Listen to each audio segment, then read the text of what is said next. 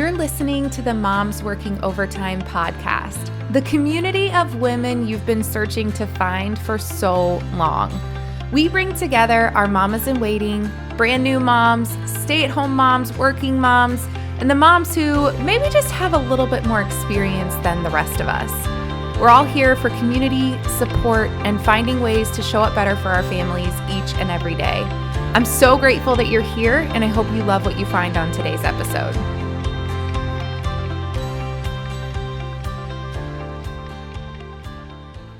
Welcome back to the Moms Working Overtime podcast for our Thursday interview series. Y'all are going to love this one because she and I are already laughing and just talking about how messy motherhood is. So this is going to be perfect. I keep telling her this is exactly what we're looking for here in the MWO community. But I am so glad that you mamas keep coming back week after week. And I know that as much as you love our pep talk episodes, you look forward to these interviews and just all of the other incredible mamas that we can bring in and hear their story. And so today I have yet another awesome interview. We have been figuring out through motherhood over the last few weeks how to get on to record together because we are both just in the trenches, just like you all are.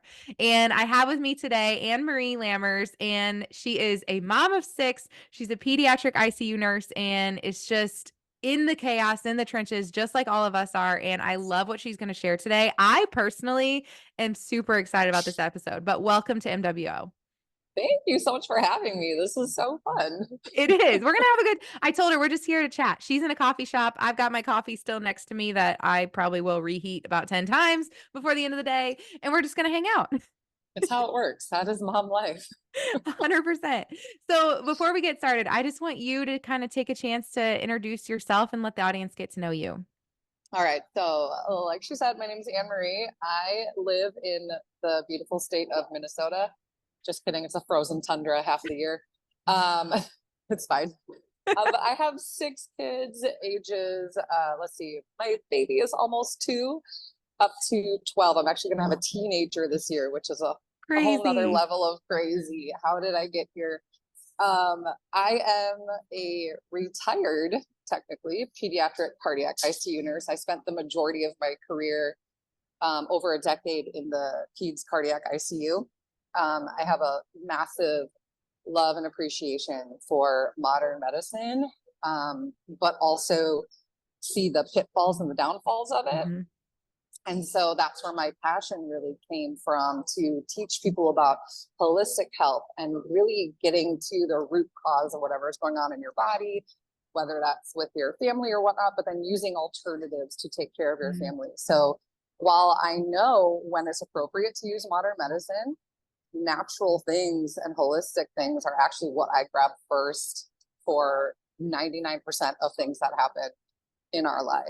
Mm-hmm. And so I love teaching people that balance of being confident in that motherly intuition and that like gut guidance, while knowing when it's appropriate to tap into a trusted provider.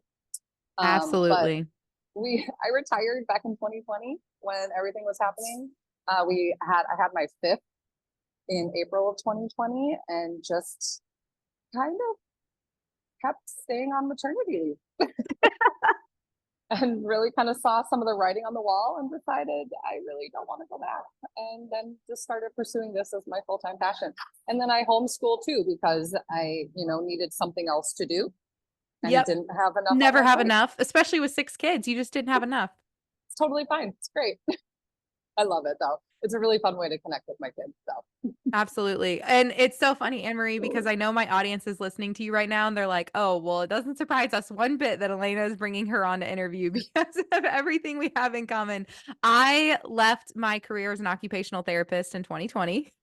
And just accidentally never went back, but left and started working in the nutrition and wellness space and got really obsessed with, like you said, modern medicine has a time and a place and it's very valuable. And I love all of my practitioners that are, are in our lives or that have been interviewed on the podcast. We have tons in the community. They're amazing, but there's also a place for trying something more holistic and something more natural and just being aware of what we're putting in our bodies. And so no one in the audience is surprised that I'm bringing you on to interview, and they know I'm all amped up about this. But there's a question I ask every single mom who comes to interview on the podcast, and it's, who were you before you were a mom, and are you the kind of mom you expected yourself to be?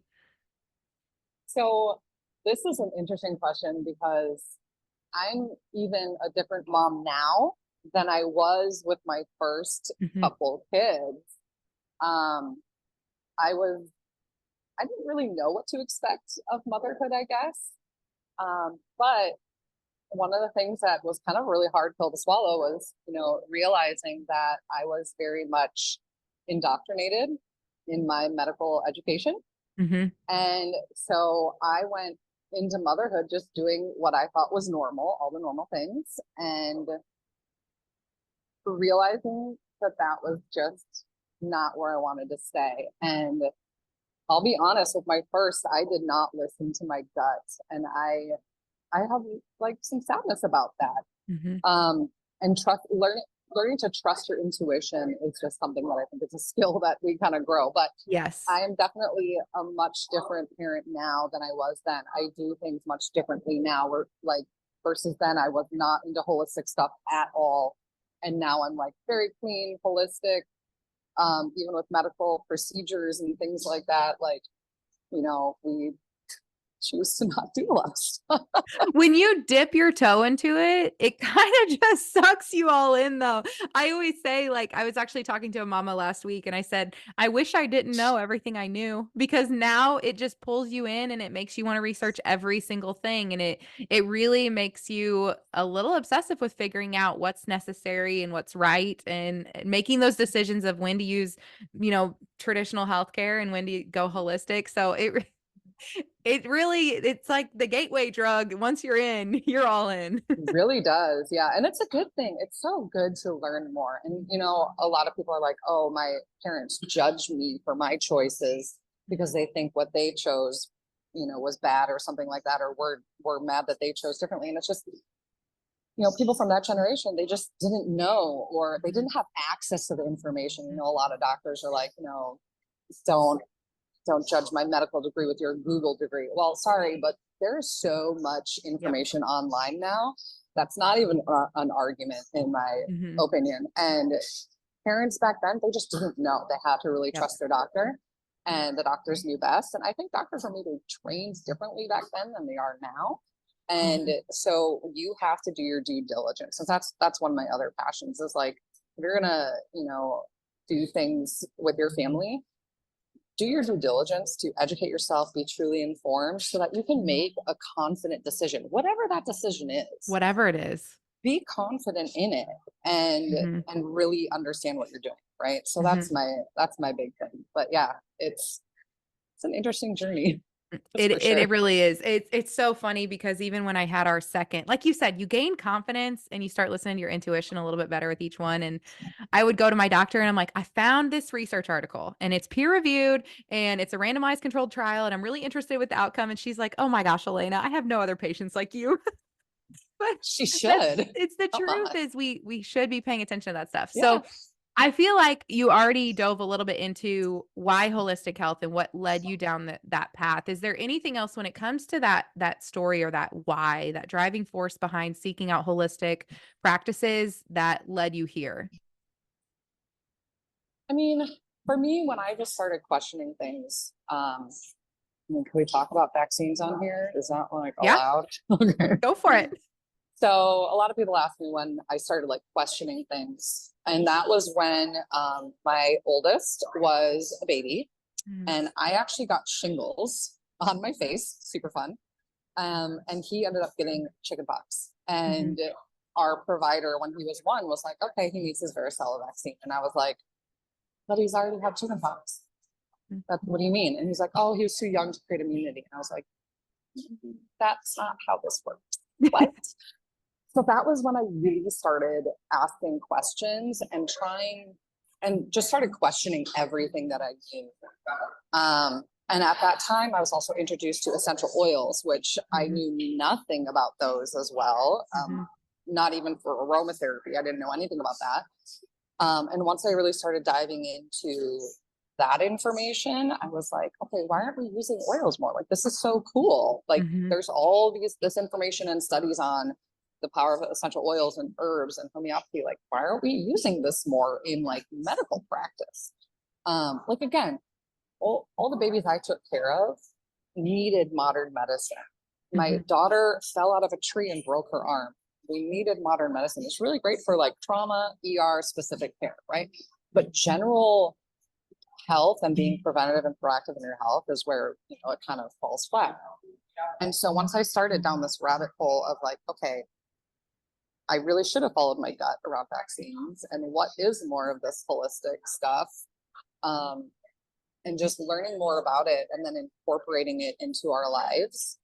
It takes time, especially like as a nurse, because I feel like again that indoctrination was so strong. My reactions around like fevers, for example, I Mhm. would get like terrified. And it was like having to rewire my brain Mhm. with all of this and using holistic health as our first line of defense just took some time.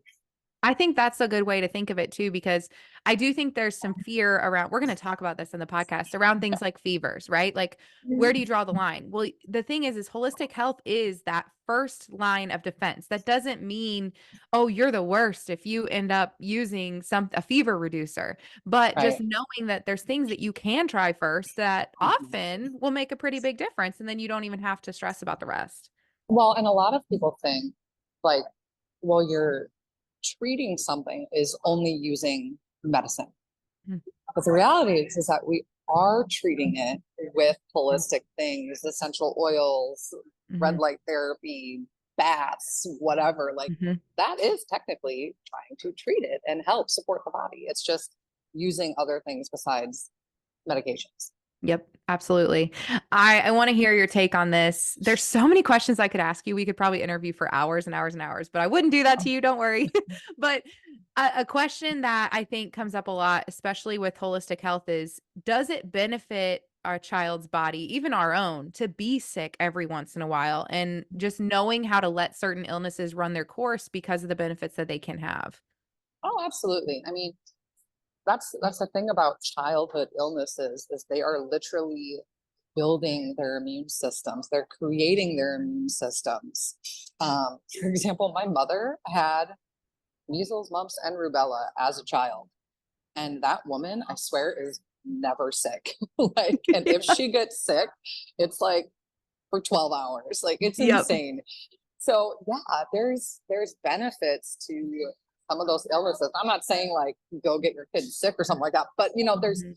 don't be afraid of it is what Mhm. I'm saying. And kids normally, I think, well, what's the number now? I can't remember. Get like 9 to 12 colds a year or something like that. Like maybe it was just nine Mhm. colds a year. Like that's average. That's normal.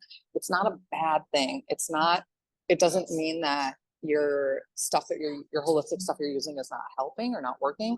I always Mhm. laugh when people are like, oh, I use homeopathy and oils and my kids never get sick. And I'm like, I don't believe you. But also that's not I'm trying to think necessarily a of a good week thing, that we haven't had a sick kid. right? I got 6 kids. It's I like was gonna say, they're like petri dishes. you're never a healthy household. It's there's always something, I swear. But like it's not being afraid of it and knowing that yes, these things are serving their bodies. And so I think when you're supporting them in a natural way, it's also just helping their bodies through the illness, maybe Mhm. a little faster, maybe with a little bit more or less discomfort, stuff like that, right? And that's not a bad thing. Mhm. Well, and I always think about too tying in the gut health component to the immune system and how wrecked our guts are. And when you mentioned that, your grandmother hardly ever gets sick, and when she does, she zaps it right away. Well, I think that generations before us had so much better gut health that that's a whole nother factor we're dealing with our kids is they are more susceptible to things. And while it's not the worst thing ever for them to get these little coughs and colds, I think they do come about more often because we don't take care of our gut, which is our line of defense inside the body. I mean, if I could talk about the food industry, I would go on a rampage. You It can is go off here. just, They know me. oh, it is horrendous. And here's the reality is that we pay the most for healthcare in the United States. Mhm. We pay the most. It is a $1 trillion industry, right? Mhm. It's an industry. They want to make money. Yes. They're And profiting. they're profiting. It is we pay so much for healthcare, but are we healthier for it? No, Mhm. not like no, we're not. And America, the food that we eat, I just cannot. It's insane to me. Like cheese balls, that's not real food. That should not be allowed as food. I'm sorry. It's scary. Uh, Well, and just like we talked about holistic health, when you start diving into what's in our food, it's oh, terrifying. Not that it it's should so be a bad. scare factor, but it is terrifying. And when you start Mhm. figuring out some of it, it just sends you on a spiral. I mean, I know there are people in our lives that probably think we're crazy for how obsessive we are about what's in our kids' food, but when you really start reading the research, it is just that. It's terrifying. It is. It really is. And the thing is that I find it so interesting that people think that eating whole, healthy, nutrient dense, nutritious food is dieting. Yes. And it's like, no, that's So just, restrictive. it's normal. Like, how about we just normalize we're just eating normal food, Yeah. right? Versus all the packaged stuff. And don't get me wrong, like I'm all for convenience every once in a Mhm. while, right? Like I'm not making everything from scratch in my Yep. home. I don't have time for that. But I think there's just such a fine balance, and but also at the same time not going overboard, because like we said, we could go down so many rabbit holes with this stuff Mhm. and get overwhelmed and anxious by all of it. And that's not good either, Nope. right? That anxiety is not good for your body. So it's really just take the knowledge, decide, what are your non-negotiables, Mhm. and that's okay. The Yep. rest, we just give it to God. Give it to God. I love it. I love it. Well, and something else I know that you've talked about before that I think ties into food. I think it ties into the fact that I know like me and my generation, if you had a heavy flow or negative period symptoms, you just went on birth control. And I think food and the combination of those decisions in healthcare, we have so many infertility issues too. So it's not just our kids being affected, not just our gut and our immune systems, but it's our fertility. And I Mhm. have more friends going through infertility than I feel like any prior generation ever had. So I want to hear your thoughts on this because I know that you've posted about it. Yeah, oh man, the birth industry is a whole nother beast, right? Like it's really hard, and my heart is shattered for people who struggle with infertility. Mhm. Um, and there's something different about this generation because there's so many people that struggle. And when we come to a time when we're constantly putting meds in our bodies to try and halt something or fix something, like people think, oh, we're on birth control to regulate our period. No, you're not actually having a period. Like Mhm. you're completely halting it. And then when you take that away, like we think that's going to fix a problem. But really what you're doing is putting a band-aid over the Hoover Dam. Mhm. And Mhm. the issues are still there, but they're being stopped and plugged up for a little while. So when you take that band-aid off, the issues just come flooding out. They didn't disappear. You're not actually healing your body or anything by going on birth control. And Mhm. so there's just so much around that in the whole, even the feminist department of I am woman, like I have Mhm. control of my body. And it's like, oh, it's a lie, and Mhm. it's not women empowerment. What true women empowerment to me is healing your body and not being a slave to medicine, Mhm. and really understanding your body and your cycle and your hormones. And it takes a lot of work to do that. It Mhm. does, and I don't say any of this lightly by any means. But it takes a lot of work to really understand your body and heal hormones that have been out of whack. And it's all combined with the meds we're taking, the food that we're eating, the water we're drinking. Like all of that impacts everything. And if you're not mindful of it, you're not going to heal your body. Mhm.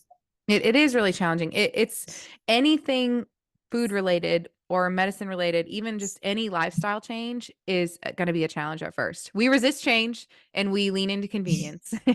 And that Yep. ultimately puts us in these situations. But I tell my clients all the time when I work with them one on one in our wellness coaching that hormones influence every single thing in our body. So when our hormones are in dysregulation, it's going to impact so many other areas of your body that you didn't even realize it was impacting, especially when it comes to things like mood. And I know that's where we tend to pick Yes. up on a lot of the symptoms is when our cycle comes around and with our mood. And Mm-hmm. so it's something that I just find so interesting because I know myself was on birth control for a Yeah. decade of Yeah. manipulating that process. And then I expected my body to just go right back in sync. And that's not how it works. Right. Well, and we expect our bodies to just do Amazon Prime. That's like my favorite term right now. Like we expect like, okay, I ate a salad, now I'm fine, right? Like Mhm. it doesn't work like that. When Mhm. you have, and I don't mean to say this negatively, but like when we've abused our bodies for years, it's gonna take years to heal them. And Mhm. that's hard, intentional work, but that's not a bad thing. That's the good work, right? Like when people expect, like, oh, I just want a magic pill to fix everything, or you're not dealing with healing things that are going on with your body, you're going to deal with it eventually. And the Mhm. cost of that, it takes your, not only your finances, but your time from your family, your energy, Mhm. your joy, right? Like it all just spirals. And so really getting to those root things and taking ownership of your health is something that I think people sometimes have a hard time to do because it can be considered quote unquote hard, but Mhm. being being sick is also hard. So It choose your is. hard. It is truly. And I wanna circle back to that because I think that that's what a lot of moms will get out of the podcast is handling the sicknesses. And I know I said we were gonna talk more about fever reducers. This is perfect timing because we literally just my son just had a fever Sunday and what day is it? It's Wednesday. So Sunday and Monday. Oh, And, I know that panic, even someone you can probably relate to this, even someone that has been using holistic health approaches for a while and feels pretty comfortable in my options, I still hit that moment of panic where I'm like, "Is it time to bring in something else?" Like, and you question yourself as a mom. But yep. what information can you share when it comes to fever reducers, the pros and cons of the medications, and just alternatives that are out there? Any and all information here. Okay, so typically with fevers, there's a lot here that we can unpack. So first of all, main question that I get asked is what number is too high? Mhm, And the reality is there is no number that is too mhm, high. Um, a temperature getting up to 106 or 108 is extremely rare to happen. Um, the height of the number doesn't matter. And a lot of people think like, oh, if it hits 102, 103, 104, they're going to have a febrile seizure. Again, that is not necessarily the case. A febrile seizure happens because of a quick jump in the number or even a quick decrease. mhm, So it's basically a quick change in the temperature. And it's in toddlers where their brain just isn't as developed to handle that jump.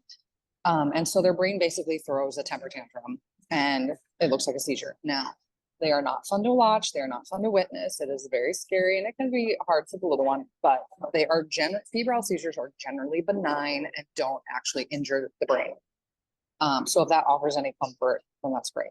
But there really isn't a number that is going to trigger a seizure. So you could also have somebody like, okay, I'm going to give Tylenol because the kid has a history of febrile seizures. I'm going to give Tylenol so that they don't. Well, that drastic drop in the mhm, temperature can also trigger a seizure. So, it's hard. You can't mhm, necessarily guess or estimate when this is going to happen. But you have to do what you feel best about with talking with your provider and things like that. And that's what I always do. What I always say, you have to do what you feel best about. Now, then if they have a fever, supporting them with holistic options is always my number one. Now we use doTERRA essential oil, so I'll do mhm, diluted peppermint and lavender on their forehead, down their spine, just to bring them some comfort. mhm, Making sure they stay hydrated. That's the big thing, making sure they're hydrated. So getting some good electrolytes, bone broth, things like that. You can make your own DIY electrolytes. mhm, That's always really great. And then obviously like keeping them, not having them tons of blankets on them or giving them tepid baths or a cool washcloth on their head, right? But really, a fever is your body's natural immune response. It's a healthy immune response because bacteria and viruses don't like living in a hot temperature. Your body creates the fever in order to kill them off. So mhm, if you decrease the fever, that actually shows that there's studies out there that show you are actually prolonging illness because when the fever is low, the bacteria and virus is like happy and thriving, mhm, versus letting the fever go. Um, and that helps fight it. So we generally, um, let fevers ride for 10 days or 10 days, 5 days, five. Anything longer than that, that's where I would want to bring them in and make sure there's not like a bigger bacterial thing going on that we might need medicine for. Mm-hmm. Now, the other thing that I want to make sure is clear that in infants under 3 months old, any fever of 100.4 is an automatic ER visit. And that is always the case to make sure that there's not something more going on. So that is just a safety thing. 100.4 in an infant is an automatic ER visit. Because that, I had somebody slam me on a post recently about that. I'm like, well, that's, yes, that is the one time. You got to give every disclaimer, Anne-Marie, don't you know? Really do. I really do. Okay. So when we're doing all the things, then when would I give a fever reducer? So this is where I teach people that behavior rules all. Okay. So if they are super lethargic, like you're going to get sleepy with a fever, right? You're not going to feel great. That's fine. If they're super lethargic, they're not waking up. They're really out of it when they are wake up or like delusional, I would give a fever reducer. And if they are still delusional or lethargic, I would be bringing them in. But if they take the fever reducer and then they're like relatively normal, okay, that's a good thing. If they are not getting good rest, then that is also difficult. So we know that sleep is also really healing. So if it's nighttime and they're not getting good sleep and they're really uncomfortable and they're waking up constantly, that would be another time where it's like, okay, a fever reducer might be appropriate so that they can get good rest. And then the third one is like if they are not staying hydrated.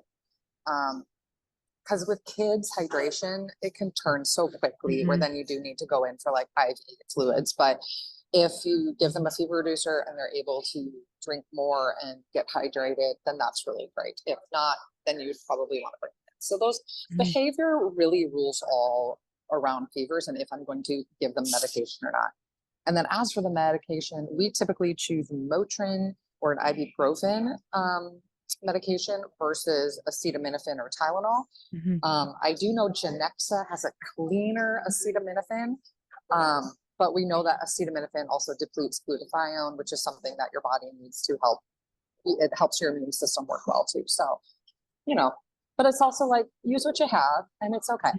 And it's not a bad thing to give a fever reducer if you truly need it, if your child needs it, like it's okay. You're not. Absolutely. I think that's an important reminder. We give these reminders a lot on this podcast because I always say there's so many judgy mom brands out there that are all or nothing. Like if you give a fever reducer, you are the worst mom ever. And what I want to remind the audience today is like, okay, what she's talking about, take it, empower yourself with the knowledge, maybe try a few more natural remedies next time your child has a fever. But if you are grabbing the fever reducer first thing, because that's what feels right to you, you're a great mom. If you try the holistic approaches and you give it a day or two and you're giving it all your effort with those, you're a great mom. I think we just deep breath, mama. I think we all need those reminders that it's okay, but knowledge is power. And that's why it's awesome to have guests like you on here just to even just get someone's gears going. And maybe they do a Google search or they read a book or listen to another podcast about it. So well, and I think it's helpful to know like everybody has their own threshold of what they're comfortable with and what they can handle. And if you're in your start of your holistic health, like becoming more holistic, you might not have that big of a threshold, right? And that's okay. Yes. You're still trying new things and doing that work. And then maybe next time you might be okay waiting a little longer, right? Like everybody has their own threshold and you got to respect your journey that you're on and know that whatever you're doing is amazing. Absolutely. In all facets of motherhood. But we want that to go across beyond just holistic health, even if we have to look at each other as moms and know, hey, she's doing her best. I'm doing my best. And that's okay. Now, when you think about holistic health approaches that you've tried, because you've been in this game for a while now, what's your absolute favorite remedy? Or if you can't pick one, give us like your favorite few. Favorite remedy for just like general health? Yeah, just natural remedies for overall health or common coughs, colds, things like that.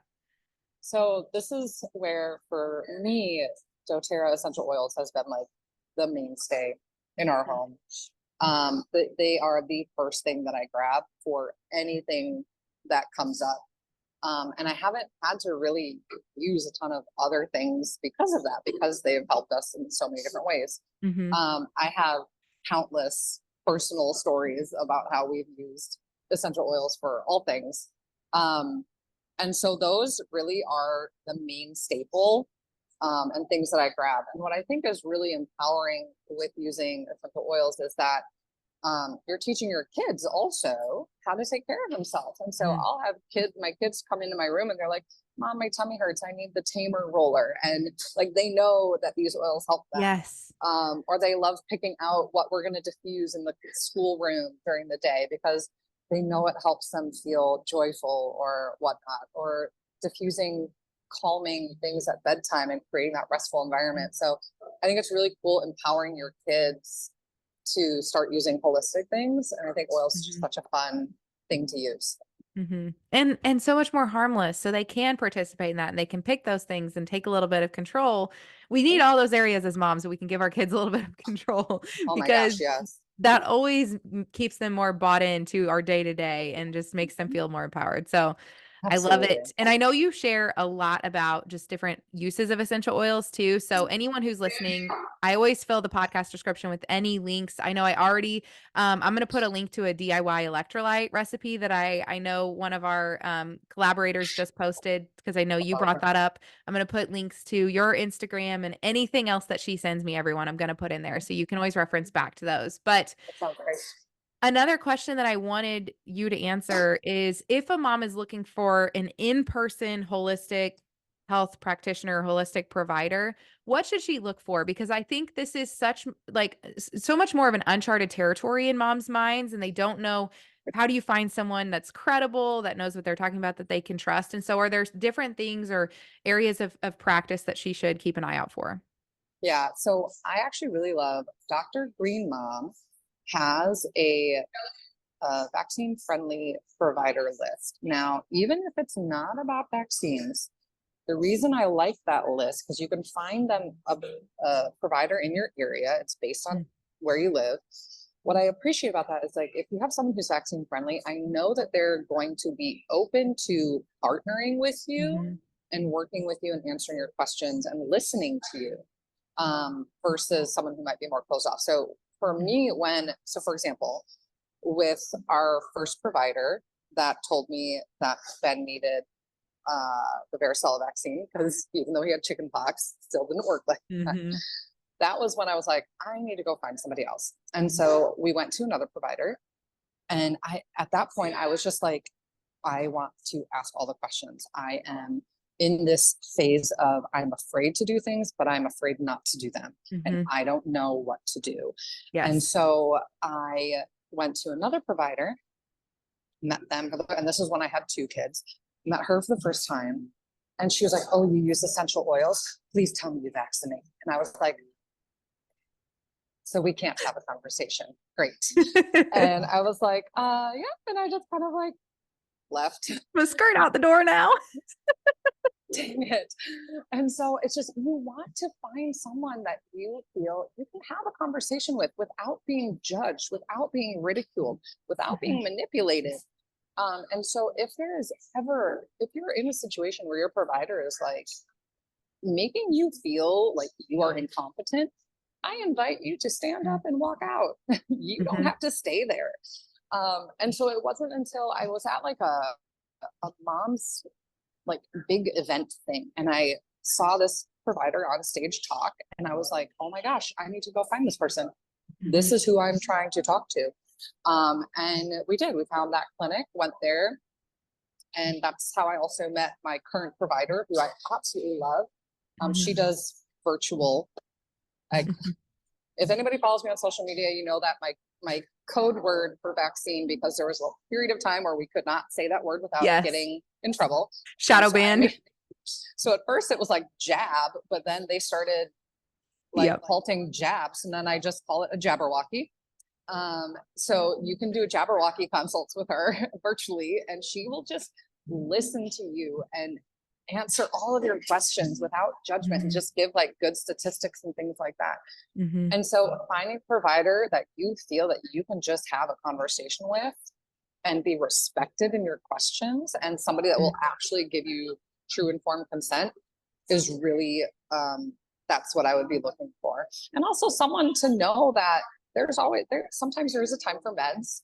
Mhm. They can be a needed bridge to get over certain things, whether that's mental health or gut stuff or whatnot, Mhm. right? Sometimes meds are needed to get to a place where then you can do more healing and incorporate Mhm. more holistic stuff. But working with a provider that is open to getting you off meds and not staying on them forever if that's not what you Yes. want. So Huge. that I think is just really who I would be looking for. I think that you will understand what I mean when I say this, but in the medical community, and we both come from medical backgrounds and degrees and working in hospitals and in traditional healthcare.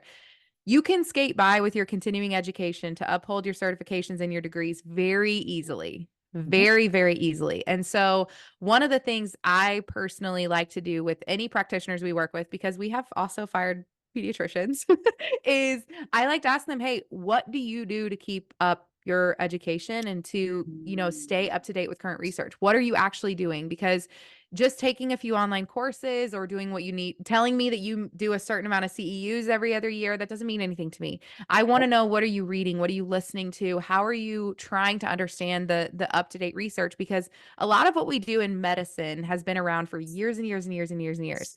A lot of what we do in medicine has not been around for years and years and years, and we're just Yeah. now getting research on it, right? And so I like to ask them, because I know I've had times where I've taken some CEU courses just to keep up my certification. Like, we all Yep. can do that. But I want to know, what are you doing to really stay up to date on what's happening? Because I think that's important too. That's so important. And also just like, are they willing to change their Mhm. viewpoint of certain things that, Mhm. you know, we might believe one thing and then all of a sudden now there's new things that are coming out. Are you willing to shift how you care for people Mhm. based on this? And that's so important. And that's so true. Like I still have my nursing license. I will I keep it. I'll I even still though have I'm mine not gonna too. practice, but like I don't know, maybe I one day always tell I'll my do something. husband I will never go back to traditional healthcare, but I also worked really hard for the certification, so I'm just gonna keep it active. Yeah, definitely. I don't think that's a bad thing. We'll use Yeah. it in some way down the line. That's what I keep telling myself.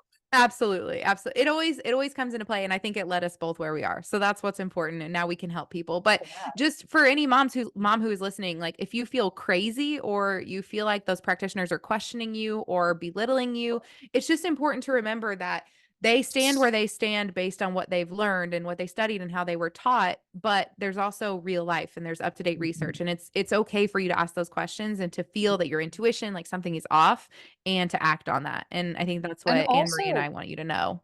and also get second opinions. Mhm, Like you don't if they're telling you something that you're like, this doesn't feel right. I don't agree with this.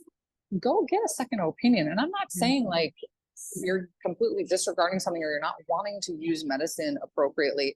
It's mhm, okay to get a second opinion. And like some of the DMs I've gotten of recent is just mind blowing to me. Providers that are just like, not wanting to do hormone panels or anything like that and just shove people on birth control. mhm, And it's like, that's not helping people. And so you have to be an advocate for yourself. I mean, I had one girl that was telling me she had issues going on for years and they just were not helping her. And it took her finding a functional doctor who did a ton of tests. And now she's finally able to heal her body and she's mhm, feeling better. And it's like, if you're not feeling well, you have to advocate for yourself mhm, and know that you're meant to feel well. Your body is meant to be mhm. vibrant and thriving, and you're meant to be joyful and not feel crummy. Sometimes we get so used to like, oh, I just don't feel great. And we get used to that and think that Yes, that's normal.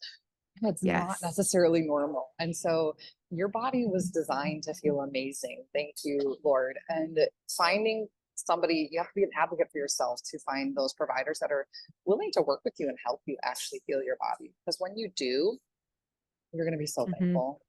People who are willing to work with you long term. Look, medicine is the quick fix. It's Mhm. tempting. "Hey, I can make this go away by giving you this prescription." That's Yeah. tempting.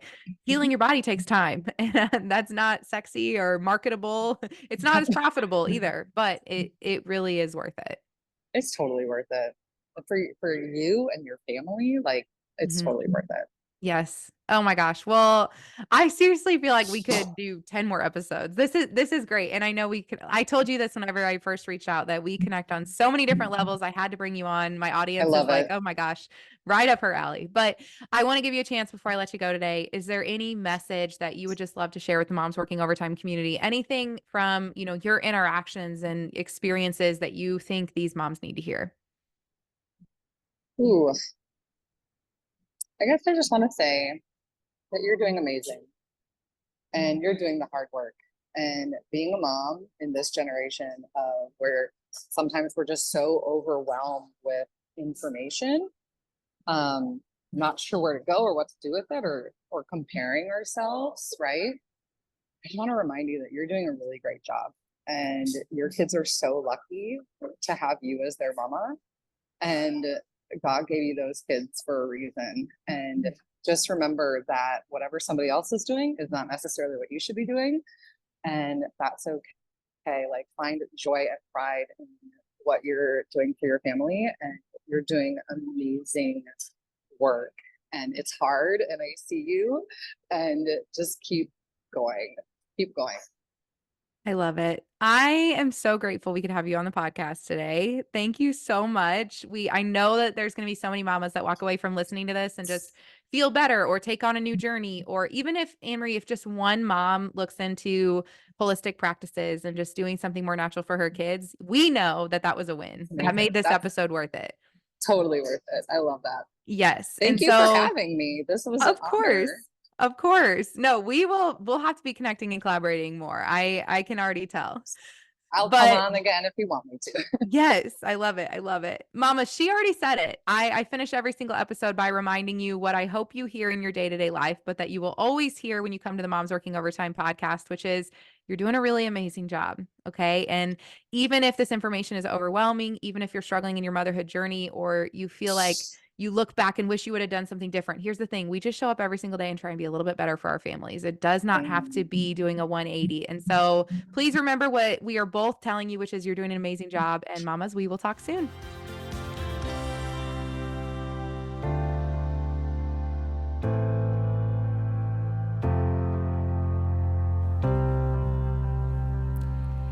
If you loved this episode of Moms Working Overtime, do me a favor. Share it on social media or send it to another mom to remind her that you love her and that she's doing such an amazing job. There's nothing more incredible that we can do in this community than remind other mamas of their strength. I'm so glad you were here today, and just know that I appreciate you an overtime amount.